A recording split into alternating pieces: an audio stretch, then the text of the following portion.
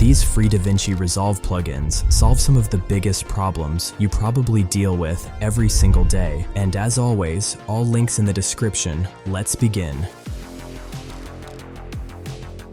Have you ever been in a situation where you've got multiple assets on your node graph? Like I have these 4 different PNGs, and you're trying to space them out evenly. It gets tedious real fast. That's exactly where Array Merge by Pizza Blue comes in and saves the day. So to add it, just hit Shift plus Spacebar to open the Select Tool menu, then simply search for Array Merge and add it to your node tree. Now, take all your PNGs, or whatever assets you're working with, and connect them into this merge node one by one. And once you do that, look at that, they're all aligned automatically. Now jump into the inspector menu and adjust if further. You can scale your assets up or down to whatever size works for your composition. You can also adjust the spacing between each asset. So if things feel too tight or too spread out, you can fine-tune that right here. And if you need a vertical layout instead of horizontal, you can switch that too. Just one click.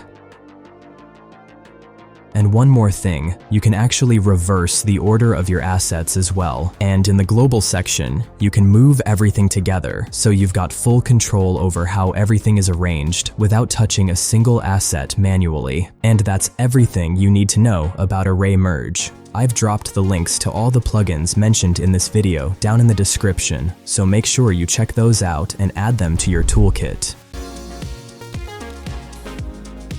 The next problem is something that trips up a lot of editors. When you're working with a rectangle mask and you try to move just one side, the entire width shifts together. So what do you do when you only want to move a single side independently? Well, one alternative is to use a polygon mask instead of a rectangle. With a polygon, you can control that one side using the length parameter, but honestly, it's pretty limited. You still can't do anything with the height, and on top of that, animating it becomes really tedious. So there's a better way to handle this, and that's Rectangle V3 by Alok. Hit Shift plus Spacebar, search for Rectangle V3, and click Add. Now open up the Inspector menu. In this upper section, you have all your default controls for a rectangle mask, but down here, we have the new controls. And this is where it gets interesting. See this control right here? This one moves the left side of the rectangle independently. This one handles the top. This one controls the right side.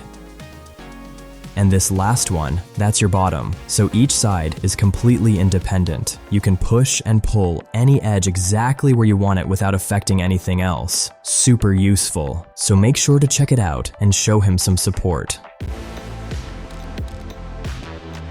The next problem is one that every Fusion user has dealt with at some point. When you're working with a text node and you're trying to find a specific font you like, it's a complete mess. DaVinci's built-in font tab is honestly not great, and scrolling through hundreds of fonts to find the one you want is just painful. But luckily, PaperClip took matters into his own hands and built a tool specifically for this, called PaperClip Fonts, and it makes the whole experience so much better. To access it, head over to Workspace, then Scripts, and click on PaperClip Fonts. It'll open up as a little floating tab. The first thing you'll notice is the search bar right at the top. So instead of endlessly scrolling, you can just type in any font name and find it instantly. And if you find a font you love, just select it and hit the star icon at the bottom, and it'll be saved right here in the Favorites tab. So you can bookmark all your go-to fonts in one place and never lose track of them again. But it gets even better. You can actually divide your favorites into subfolders to keep things organized. To do that, click the little dot right next to the star icon. As you can see, I already have 2 folders set up here, so I can just click on whichever folder I want,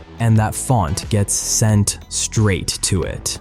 Now, to create a new folder, click on the gear icon, and while you're in there, you can also assign a keyboard shortcut to open this plugin whenever you need it, which is a really nice touch. And finally, inside the Custom Tabs menu, you can add new folders or delete the ones you no longer need. Super clean way to stay organized. And that's not even everything. It has a lot more to offer, so definitely download it and explore it yourself.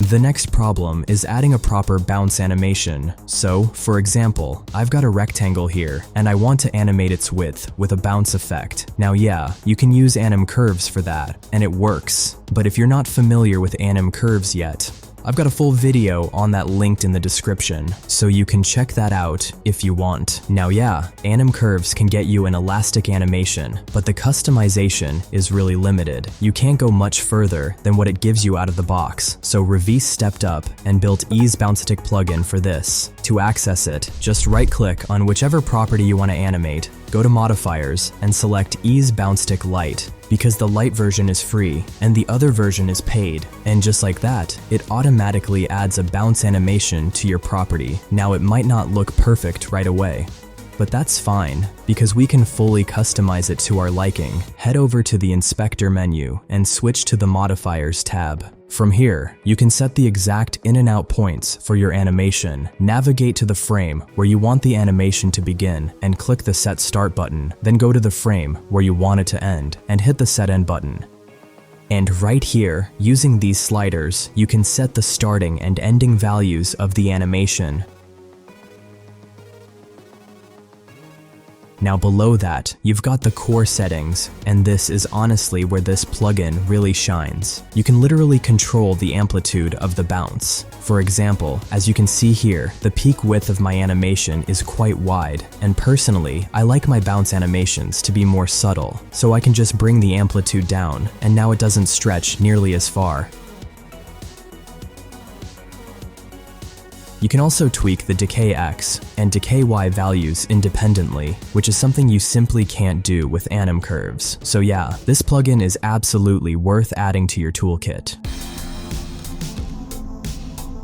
The next problem is something that'll instantly upgrade the quality of your visuals, adding a proper glow effect. DaVinci's default glow node, Soft Glow, just doesn't cut it. It looks cheap, and it shows in the final result. The solution here is Dream Glow by Scape, and what makes it great is that it comes with 3 different variants, each one designed for a different use case.